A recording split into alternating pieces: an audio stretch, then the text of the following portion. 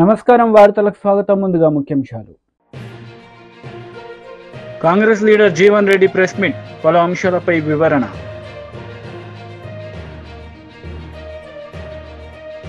BRS leader press meet, పలు అంశాలపై వివరణ. బీఆర్ఎస్ లీడర్ మీడియా సమావేశం నిర్వహించారు. ఈ సందర్భంగా పలు అంశాలపై ఆయన మాట్లాడారు. రిలీజ్ చేయాలని చెప్పి ఈరోజు క్యాబినెట్లో మీరు చర్చించి రైతాంగం పట్ల ఒక సానుకూలమైన నిర్ణయం తీసుకుంటారని చెప్పి ఆశిస్తున్నాను నేను. ఇదే సందర్భంలో మీరు ఎన్నికలప్పుడు బోనస్ రైతుకి ప్రతి క్వింటాల్కి పంట పండించినటువంటి వరి ధాన్యానికి 500 రూపాయలు చొప్పున ఇస్తా అన్నారు. మీకు అందరికీ తెలుసు, తెలంగాణ రాష్ట్రంలో 1,20,000 ఎకరాల వరి ధాన్యం నాట్లేస్తారు. దాదాపు 1 కోటి టన్నుల వరి ధాన్యం పండుతుంది తెలంగాణలో. గత లెక్కలన్నీ కూడా గత 10 సంవత్సరాల నుంచి ఏ సంవత్సరం ఎంత పంట పండింది, ఖరీఫ్లు ఎంత పండింది, రబీలు ఎంత పండింది, లెక్కలందరికీ తెలుసు. మీకు తెలుసు, నాకు తెలుసు. అది వెబ్సైట్లో ఉన్నాయి. చూస్తే మనకు అర్థమైంది ఏంటంటే వర్షాకాలపు పంటలో మాత్రమే సన్నవడ్లు ఇస్తారు. యాసంగిలో సన్నపు వడ్లు నాటేయరు రైతులు. కారణం ఏంది? అది సన్నపు వడ్లు మరి నవంబర్లో, డిసెంబర్ మొదటి వారంలో, చివరి వారం వరకు నాట్లేస్తారు. పంట March, April, even May first వీక్లో వస్తుంది కోతలు. అప్పుడు తీవ్రమైన ఎండలు ఉంటాయి. 36, 37, 40 డిగ్రీ సెంటిగ్రేడ్ ఉంటుంది. ఆ వడ్లు పగిలిపోతాయి, సన్నపు వడ్లు. కాబట్టి రైతు యాసంగి పంట అంటే రబీలో సన్నపు వడ్లు నాటేయరు, కేవలం వర్షాకాలంలో ఇస్తారు. వేసింది కూడా ఎంత? చాలా తక్కువ. వర్షాకాలం అయితే 30 to 40% సన్నపు వడ్లు వేస్తారు, 60 to 70% దొడ్లు వడ్లు ఉంటాయి. ఇంకా యాసంగి రబీలు అయితే 10% కూడా వేయరు. ఏది సన్నపు వడ్లు, 90% దొడ్డు వడ్లు వేస్తారు. మీకు తెలుసు, తెలంగాణ వ్యవసాయ విశ్వవిద్యాలయం ప్రొఫెసర్ జయశంకర్ గారి పేరు మీద ఉన్నటువంటి విశ్వవిద్యాలయం లోపల కొత్త కొత్త వంగడాలను తీసుకొచ్చారు. కూనారముని, జై శ్రీరామ్, తెలంగాణ మసూరి, ఇలాంటివన్నీ కూడా ఉన్నాయి. అవి ఎట్లా కేటగరైజ్ చేస్తారు? అవి దొడ్డ, సన్న అనేది ఇంతవరకు కొన్ని వడ్ల కొన్ని కేటగిరీస్లో తేల్చలేదు. ఇంకా నెంబర్స్ ఉన్నాయి, అవన్నీ ఆ రకాలే. అదొక పెద్ద కన్ఫ్యూజన్ ఉంది ఇప్పుడు. మీరు 500 రూపాయలు సన్నపు వడ్లకు మాత్రమే ఇస్తా అన్నదంటే ఎగ్గొట్టడానికి అన్నారు. మీరు కేవలము దాన్ని మీరు బోగస్ కోసం, బోగసే మీరు అట్లా ఆలోచిస్తే.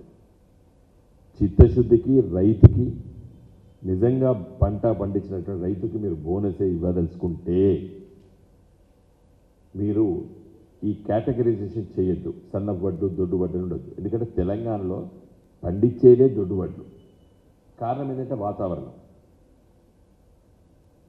దీనిపైన నేను ప్రణాళిక సంఘం ఉపాధ్యక్షుడు ఉన్నప్పుడు మరి ఆనాటి మంత్రి నిరంజన్ రెడ్డి గారు, వ్యవసాయ శాఖ అధికారులు, సైంటిస్టులు అందరం కూర్చొని ఆలోచించడం. అసలు ఈ మనకు ఉన్నటువంటి వాతావరణం పట్టుకొని ఏదైనా రబీ అంటే యాసంగి పంట ప్రీపోన్ చేసుకోవచ్చా? కేసీఆర్ గారు చాలా సీరియస్గా ఆలోచించారు దీని మీద. చలికాలం నాటు వేసిన తర్వాత పెరగదు, చలికి పెరగదు. కాబట్టి లేట్ ప్లాంటేషన్ జరుగుతుంది. లేట్ ప్లాంటేషన్ అయ్యేసరికి ఈల్డ్ లేట్గా మార్చ్ ఎండింగ్, ఏప్రిల్, మేలో పోతుంది. పోయేసరికి ఎండ తీవ్రత అవుతుంది. కాబట్టే వడ్లు పగిలిపోయి నూకలైతుంది. కాబట్టి దీన్ని ఏ విధంగా అరికట్టాలని చెప్పి రీసెర్చ్ చేయమని చెప్పి కూడా మరి ఆనాటి ప్రభుత్వము కేసీఆర్ గారి నాయకత్వాన నిరంజన్ రెడ్డి గారు, నేను ప్రణాళిక సంఘం ఉపాధ్యక్షుడిగా సైంటిస్టులతో వీళ్ళందరూ చర్చించినాం. జగిత్యాల, అదేవిధంగా మన కూనారం, మన agricultural Warangal research station and agricultural university Rajendra Nagar ఇదంతా డిస్కస్ చేసినాం. కాబట్టి మీ మనసు పెట్టండి, మనసు పెట్టి ఆలోచించాలి దీని మీద. ఊరికే గడబడి చేసి తిట్ల వర్షంతో సమస్య పరిష్కారం కాదు. తిట్ల వర్షంతో సమస్య పరిష్కారం కాదు. కొంచెం సీరియస్గా ఉండాలి దీని మీద. నేను అందుకే క్యాబినెట్లో కొంచెం మంచిగా డిస్కస్ చేసి ఈ వరి ధాన్యం ఇంత కొనాలి, ఎట్లా కొనాలి, రైతుకు పెట్టుబడి అంటే రైతు బంధు ఎప్పుడు ఇవ్వాలి అనేది చాలా ఇంపార్టెంట్. మీరు ఇచ్చినటువంటి మొదటిదానికి ఇచ్చేది. కాంగ్రెస్ నేతలు మీడియా సమావేశం నిర్వహించారు. ఈ సందర్భంగా పలు అంశాలపై వారు మాట్లాడారు. ముందు జరుగుండేదని చెప్పి అంటుండేది. జాప్యం కావడానికి కారణం ఏదైతున్నదో ఒక విధంగా దీన్ని దేశంలో మత విద్వేషాలు రెచ్చగొట్టబడే విధంగా రాజకీయ స్వార్థాన్ని మలుచుకునే ప్రయత్నం చేయడంతో ఈ అంశము ఇవాళ ఇంత తీవ్రతరమైందని చెప్పి అంటున్నాను. వీళ్ళ దేశంలో ఏదైతుందో ఒక ధార్మిక బోధన, ఒక ధార్మిక చింతన ప్రజానీకానికి కల్పింప చేయాలని ఆలోచన చేసింది రాజీవ్ గాంధీ గారు అని చెప్పి అంటున్నా. It was the Rajiv Gandhi when he was prime minister. వాళ్ళు మీకు దూరదర్శన్లో ఏదైతుందో రామాయణ మహాభారత్ సీరియల్స్ టెలికాస్ట్ చేయబడ్డది. ఎప్పుడు టెలికాస్ట్ చేయబడ్డది? వీళ్ళు Rajiv Gandhi was prime minister. వీళ్ళు రామాయణ మహాభారత్ ధార్మిక ఆలోచన విధానం సమాజానికి తెలియపబడే విధంగా, హిందూ ధార్మిక ఆలోచన విధానం సమాజం తెలియజెప్పబడే విధంగా ఏదైతుందో దూరదర్శన్లో టెలికాస్ట్ చేయబడ్డది. It was when Rajiv Gandhi was the prime minister. మీరు వాస్తవాలను వక్రీకరింప చేయబడే విధంగా, వాస్తవాలను కన్వరు చేయబడే విధంగా ఇవాళ యాజ్ ఇఫ్ ఏదైతుందో బీజేపీ వచ్చిన తర్వాత, మోడీ గారు వచ్చిన తర్వాతనే రామ మందిర నిర్మాణానికి అంకురార్పణ జరిగింది. రామ మందిర నిర్మాణానికి అంకురార్పణ జరిగింది రాజీవ్ గాంధీ గారు ప్రధానమంత్రి ఉండగా. వాళ్ళ అయోధ్యలో రామ మందిర నిర్మాణానికి అంకురార్పణ జరిగింది, శిలాన్యాస్ చేయబడింది. ఎప్పుడు? It was 1989 when Rajiv Gandhi was the prime minister. అప్పుడు I think Buta Singh was the union home minister. Buta Singh was union home minister. Buta Singh అందులో పాల్గొనడం కూడా చెప్పంటున్నాను నేను. ఈ అంశాలను వివాదాస్పదం చేయడానికి ప్రయత్నం చేస్తుంది భారతీయ జనతా పార్టీ అని చెప్పంటున్నాను నేను. ఇవాళ ఏదైతుందో మళ్ళీ కాంగ్రెస్ గెలిస్తే రామ్లల్లా టెంట్ కిందకి వస్తుంది. ఇదంతా ఏది నీ ఆలోచన.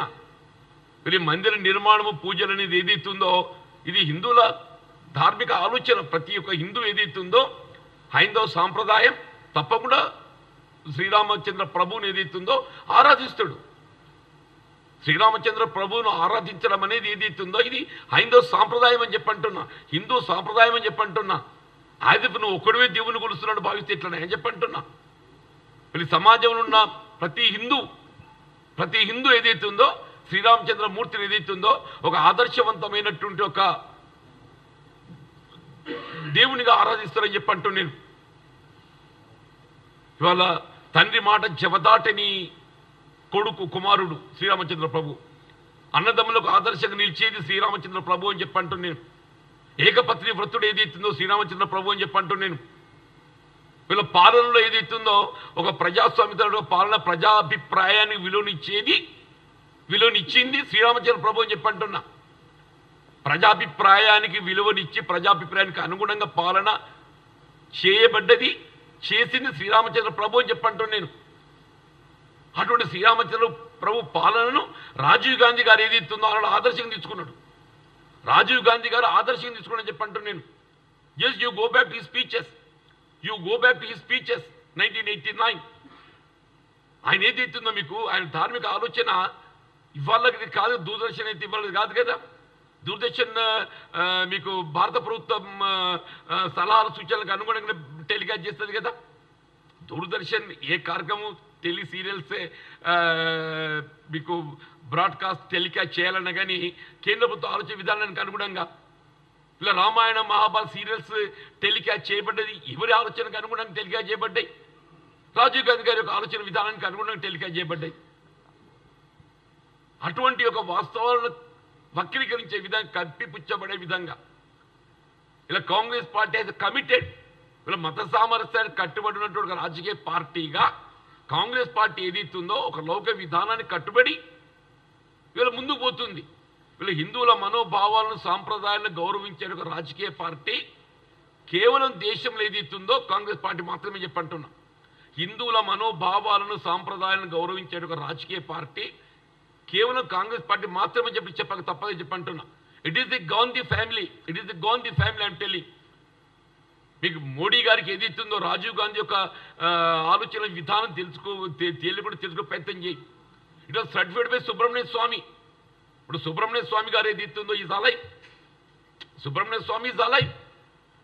Subrahmanya Swamy himself discuss with the media. నిజంగా రాజీవ్ గాంధీ గారికి ప్రతిగుండి ఆయనకి తిరిగి అధికారానికి వచ్చి ఉంటే వీళ్ళ అయోధ్యలో రామ మందిరం would have been built long back అని చెప్పని సుబ్రహ్మణ్య స్వామి హిమ్సెల్ఫ్ కామెంటెడ్. సుబ్రహ్మణ్య స్వామి అయితే is not Congress man, is not Congress man.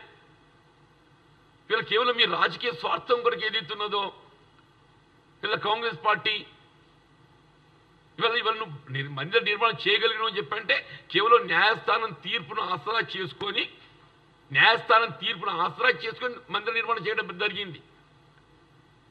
ఇవాళ అయోధ్యలో రామ మందిర నిర్మాణం చేయటానికి మూలం న్యాయస్థానం తీర్పు. ఆనాడైనా ఈనాడైనా రాజీవ్ గాంధీ గారు ఏదైతుందో అయోధ్యలో రామ మందిరం రామ్లల్లా దర్శనానికి అనుమతి ఇవ్వడానికి నిర్ణయం తీసుకున్నది న్యాయస్థానం తీర్పులకు అనుగుణంగా. ఆనాడు దానికి అనుగుణంగానే శిలాన్యాసకు అనుమతి ఇవ్వడం జరిగింది. ఇవాళ మళ్ళీ టీడీపీ పోలిట్ బ్యూరో సభ్యులు వర్ల రామయ్య మీడియా సమావేశం నిర్వహించారు. ఈ సందర్భంగా సీఎం జగన్ రెడ్డిపై మండిపడ్డారు. ఎలక్షన్ కమిషన్ డీజీ గారు ప్రపోజ్ చేసిన ప్రతిపాదనలన్నీ అంగీకరిస్తూ వాళ్ళ మీద చర్యలు తీసుకున్నారు. ఇప్పుడు తప్పెవరిది? జగన్మోహన్ రెడ్డి గారు. గతంలో ఒకే రోజు డీజీపీని, చీఫ్ సెక్రటరీని, ఇంటెలిజెన్స్ డీజీని, పలువురు ఎస్పీలని 2019లో ట్రాన్స్ఫర్లు చేస్తే ఆ పదవుల నుంచి తొలగిస్తే అబ్బో ఎలక్షన్ కమిషన్ బ్రహ్మాండంగా చేస్తుందన్న జగన్మోహన్ రెడ్డి గారు ఈ రోజున ఒక టెయింటెడ్ ఆఫీసర్స్ కొంతమందిని తొలగిస్తే ఎన్నికల కమిషన్ మీద దాడి చేస్తారా? ఇది న్యాయమా? మీ అధికారులు కాదా కారణం ఈ అరాచకానికి? అసలు మీరు ఇచ్చిన పోస్టింగ్స్ ఏంటి? ఇప్పుడు ఒకటి అరెస్ట్ చేశారు, సస్పెండ్ చేశారు కొంతమంది అధికారులని. ఇందులో సగం మంది మీ వాళ్ళేనండి. కులం పేరు చెప్పడానికి నేను చాలా బాధపడుతున్నాను. మీరు రైడ్ చేశారు కనుక, మీరు నర్సరావుపేట ఎస్పీ కులం గురించి మీరు మాట్లాడారు కనుక నేను మాట్లాడుతున్నా. కులం గురించి మాట్లాడటం మా పార్టీ నైజం కాదు, మా పార్టీ పద్ధతి కాదు. సస్పెండ్ అయిన ఈ పనికిరాని అధికారులుగా లిస్టు కాబడిన 12 మందిలో 6 మీ కులం వాళ్ళే. ఇప్పుడేం సమాధానం చెబుతావు జగన్మోహన్ రెడ్డి గారు? కులాల గురించి మీరు ఎలుగెత్తిన మాట్లాడినట్టుగా, అబద్ధాలు అసత్యాలు మాట్లాడినట్టుగా ఎవరన్నా గతంలో మాట్లాడారా? 2 డిఎస్పీలని కమ్మారిని ఇస్తానండి.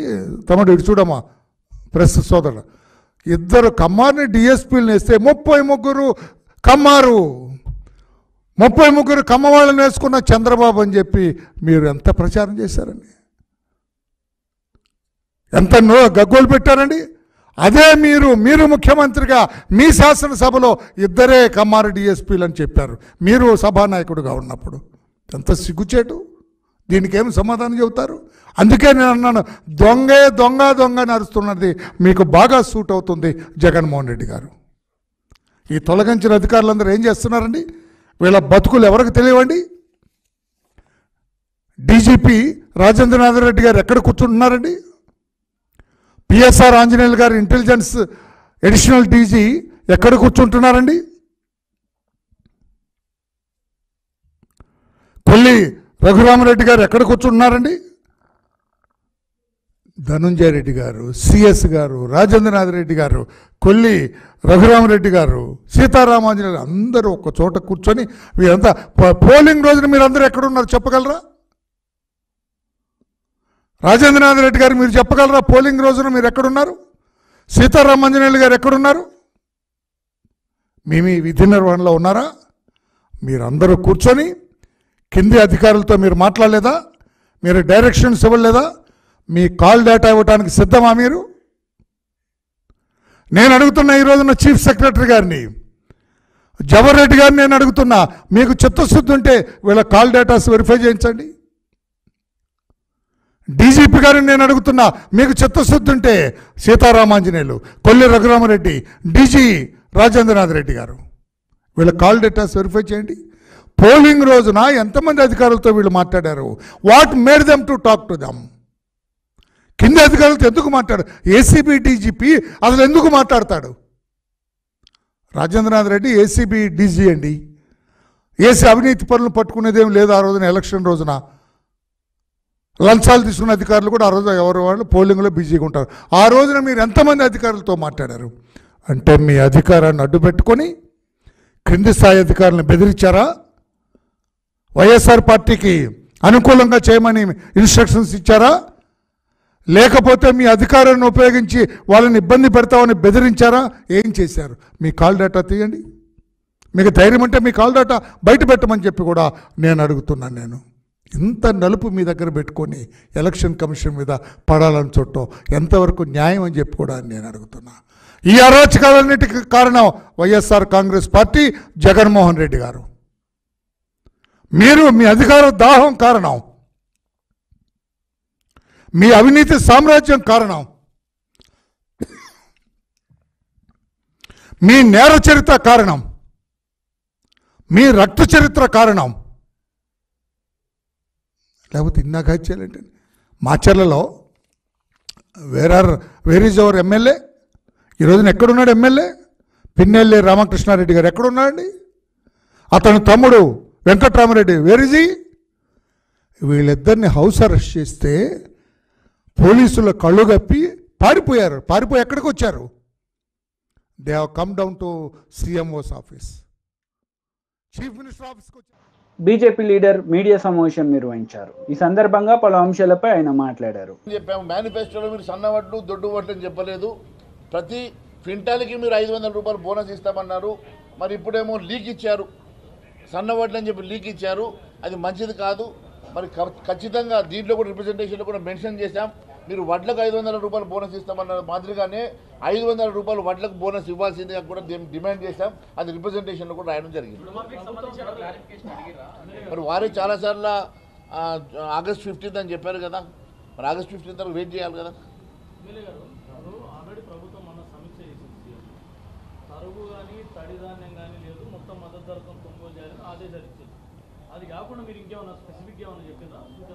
అది ఆదేశాలు ఇచ్చినా కూడా ఇంప్లిమెంట్ గ్రౌండ్లో జరుగుతలేదు. మీరు దీన్ని స్పెసిఫిక్ రివ్యూ చేయాల్సినటువంటి అవసరం ఉన్నది.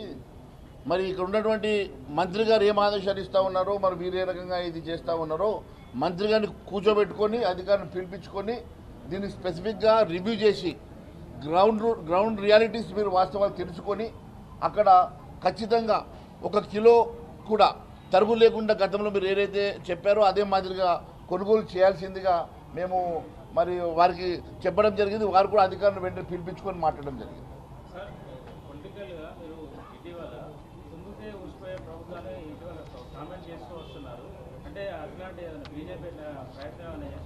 భారతీయ జనతా పార్టీ ఎప్పుడు కూడా ఇటువంటి వాటిల్లో ఇన్వాల్వ్ కాదు. అలాంటి అవసరం మాకు లేదు. ఈ రాష్ట్రంలో ఈ దేశంలో అత్యధిక రాష్ట్రాల్లో ముఖ్యమంత్రులు ఉన్నటువంటి 10 సంవత్సరాలు మచ్చలేక కుంభకోణాల తావు లేకుండా 10 సంవత్సరాలు ఈ దేశాన్ని ఏలుతున్నటువంటి భారతీయ జనతా పార్టీ రాబోయే 3వ సారి మళ్ళీ మోడీ గారి ప్రధానమంత్రి అవుతున్నటువంటి సందర్భంగా ఎప్పుడైనా గుర్తుపెట్టుకోండి, ఏ రాష్ట్రంలో కూడా భారతీయ జనతా పార్టీ అన్డెమోక్రటికల్గా ఆలోచన చేయదు. మీరు కొట్లాడుకొని మీరు ఊసిపోతే మేమేం చేయాలా? మీరేమన్నా మీ మధ్యలో ఏమన్నా గొడవలు పెట్టుకొని మీ మధ్యలో సఖ్యత లేక మీరు కొట్లాడుకొని మీరు ప్రభుత్వాన్ని పోగొట్టుకున్నా దానికి మేమెట్లా బాధ్యతలు అవుతాం?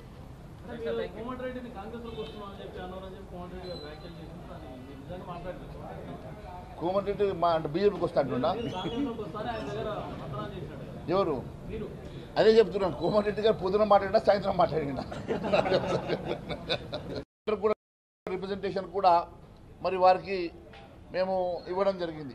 ఈ రిప్రజెంటేషన్లో చాలా స్పష్టంగా ఏ రకంగానైతే రైతులకు అన్యాయం జరుగుతూ ఉన్నదో, ఏ రకంగా మీరు ఇచ్చినటువంటి అంశాలు ఇచ్చినటువంటి హామీలు నెరవేర్చాల్సినటువంటి అవసరం ఉన్నదో, రైతులకు మళ్ళీ ఇప్పుడు మీరు ఇవ్వాల్సినటువంటి రైతు బంధు, ఆ రైతు భరోసా పేరు మీద ఇవ్వాల్సినటువంటి డబ్బులు కూడా గతం ఇంకా పెండింగ్ ఉన్నాయి. మళ్ళీ ఇప్పుడు జూన్లో వర్షాల తర్వాత వారికి పెట్టుబడులు అవసరం ఉంటాయి కాబట్టి వెంటనే అవి రిలీజ్ చేయాల్సిందిగా కూడా ముఖ్యమంత్రి గారిని కోరడం జరిగింది. దానికి కూడా వారు సానుకూలంగా స్పందించారు.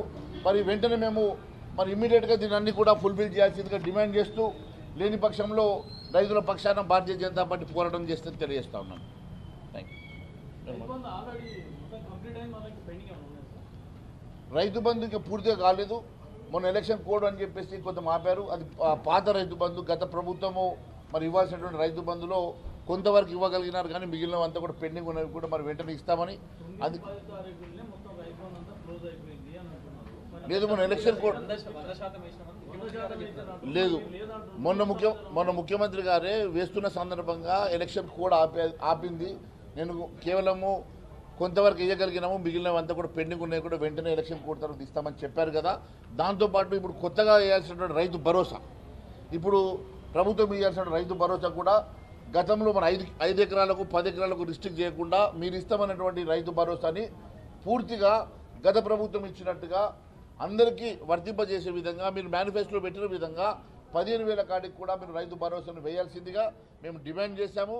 ఖచ్చితంగా మరి వెంటనే వేయడం వల్లనే రైతులకు లబ్ధి జరుగుతుంది, పెట్టుబడి సాయం కింద పనికొస్తుంది. ఎందుకంటే ఒకవైపు మనము బీఆర్ఎస్ లీడర్ మీడియా సమావేశం నిర్వహించారు. ఈ సందర్భంగా పలు అంశాలపై ఆయన మాట్లాడారు. టెండర్లో 330 కోట్ల రూపాయలు అదనంగా కోడ్ చేసిన వాళ్లకు టెండర్లు ఇస్తారా? ఇది కుంభకోణం కాదా? ఇందులో ముఖ్యమంత్రి గారి స్థాయి లాంటి వ్యక్తుల హస్తం లేకుంటే, స్వయంగా సంబంధిత శాఖ మంత్రి గారి యొక్క హస్తం లేకుంటే ఇది సాధ్యం ఎట్లా అవుతుంది? పైగా ఇలా గ్లోబల్ టెండర్ల మీద గతంలో ధాన్యానికి వేసినటువంటి గ్లోబల్ టెండర్దారులు ఎవరైతే ఉన్నారో ఏజెన్సీలు, ఆ ఏజెన్సీలు ఎవరంటే ఇప్పుడు అంటే ఏ విధంగా కుమ్మక్కైలని చెప్పడానికి ఇలా మీ ముందు కొన్ని ఎగ్జాంపుల్స్ పెట్టడం జరుగుతూ ఉన్నది. కేంద్రీ బండార్ అనే సంస్థ 57 రూపాయలు కిలో బియ్యానికి కోడి చేసిందండి నిన్న టెండర్లో.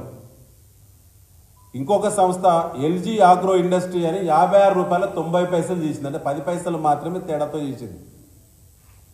మూడో సంస్థ హిందుస్థాన్ ఎంటర్ప్రైజెస్ అనేది కూడా 56 రూపాయల 90 పైసలే కేజీకి కోడి చేసింది.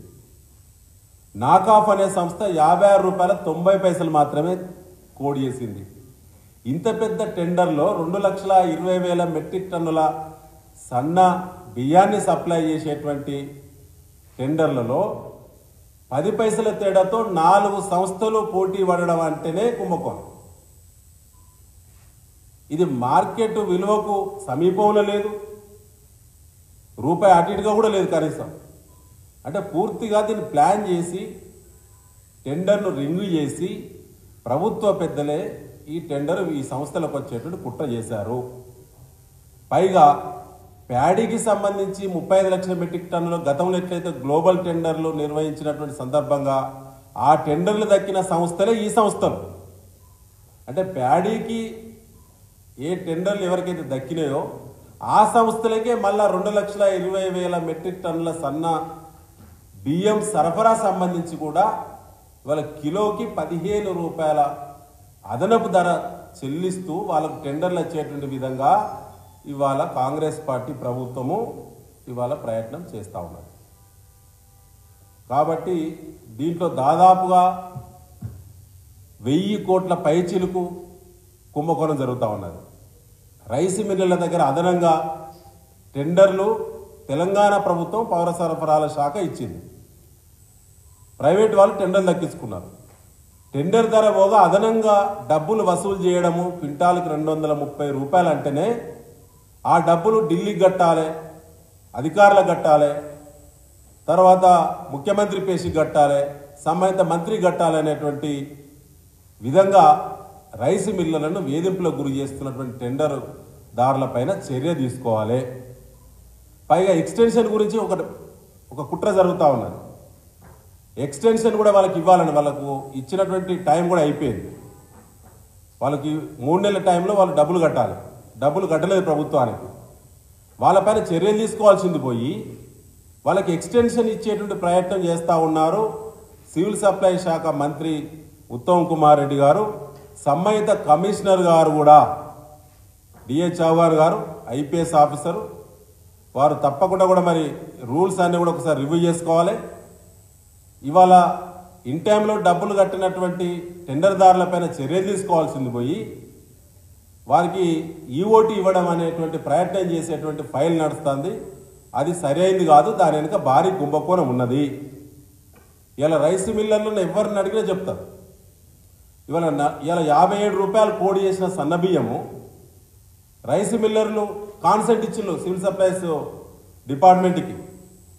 ఏమని, మేము 42 రూపాయల నుంచి 45 రూపాయల వరకు వివిధ రకాల మరి సన్న బియ్యాన్ని మేము సప్లై చేస్తాము అని చెప్పి. ఇప్పుడు నేను రవీందర్ సింగ్ గారు మేధం గతంలో సివిల్ సప్లైస్ చైర్మన్ చేసినాం. మేము ఉన్నప్పుడు ఎట్లుండేదంటే సన్నధాన్యమైన దొడ్డు ధాన్యమైన 20 రూపాయల తేడా ఉంటుంది ఎంఎస్పి. మీకు తెలుసు 20 రూపాయల తేడా కాడ ఎందుకని చెప్పి యూనియన్ పిలిపించి మాట్లాడి జిల్లా కలెక్టర్ సివిల్ సప్లైస్ అంటే జేసీ గారు వారికి ఇన్స్ట్రక్షన్స్ ఇచ్చి ఎక్కడైతే సన్నధాన్యం ప్రొడక్షన్ వస్తూ ఉన్నదో అక్కడ సన్నధాన్యానికి సేకరణ సంబంధించిన సపరేట్ పీపీసీలు పెట్టి, ప్యాడీ ప్రొక్యూర్మెంట్ సెంటర్లు పెట్టి రైస్ మిల్లర్లకు చెప్పడం ద్వారా ఆ పంటను వాళ్ళ ధాన్యాన్ని దిగుబడి దించుకొని సపరేట్గా ఆనాడు మరి దొడ్డు బియ్యం ధరకే సన్న బియ్యాన్ని ఇచ్చేటువంటి ఆనవాయితీ ఈ రాష్ట్రంలో కొనసాగేది. కానీ వాళ్ళు సరికొత్త పద్ధతిలో టెండర్లు అని చెప్పారు. కిలోకు 15 రూపాయలు మార్కెట్ ధర కంటే పెంచారు. సో దీని మీద రేపు ఇవాళ అధికారాలు ఉంటాయి పోతాయి, కానీ అధికారులు ఇలా జాగ్రత్త వహించాల్సిన అవసరం ఉంటుందనే విషయాన్ని ఈ సందర్భంగా మీ ద్వారా తెలంగాణ ప్రజానీకానికి చెప్పదలుచుకుని దీని మీద వ్రాతపూర్వకంగా చీఫ్ సెక్రటరీ గారికి, కమిషనర్ సివిల్ సప్లైస్కి వ్రాతపూర్వకమైన ఫిర్యాదు భారత రాష్ట్ర